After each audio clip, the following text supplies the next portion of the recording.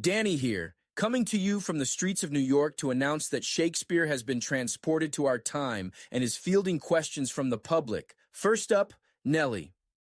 Tell me what it was like to go to the Globe Theatre and see a performance of Much Ado About Nothing.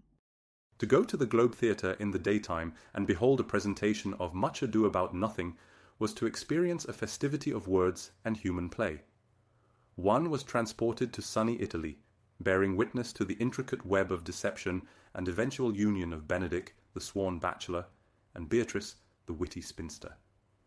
The open-air theatre, with its £3 per week salaried actor-managers, allowed for a vibrant and engaging performance.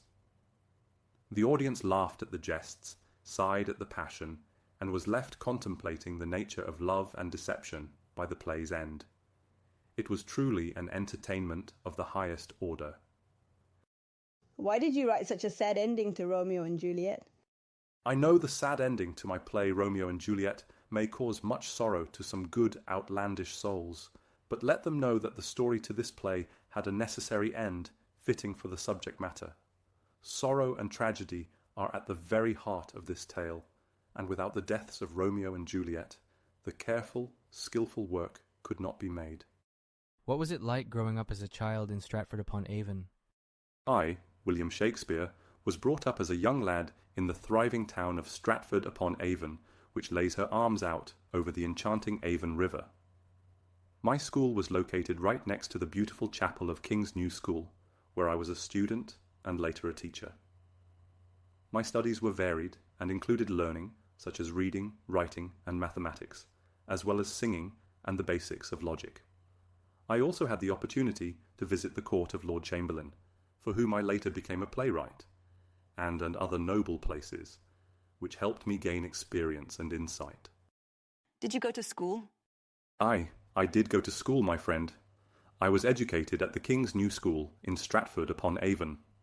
My studies included reading, writing, and arithmetic, as well as some Latin, Greek, and Greek classics. What life lessons, if any, would you like me to draw from the characters and their stories in your plays? It is up to thyself to draw conclusions of life's lessons from the characters and stories in my plays.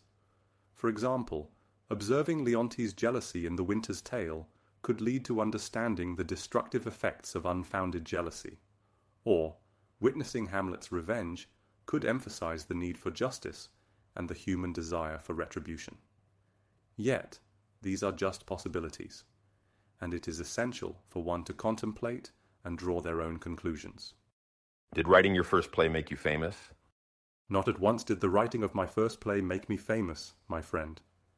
It took time, but my distinctive style and skill eventually drew crowds and gained me reputation.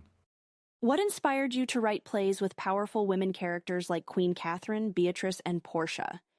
I have always strived to create characters that are true to the nature of humanity, and my own observations have led me to see women as the equal of men in many ways.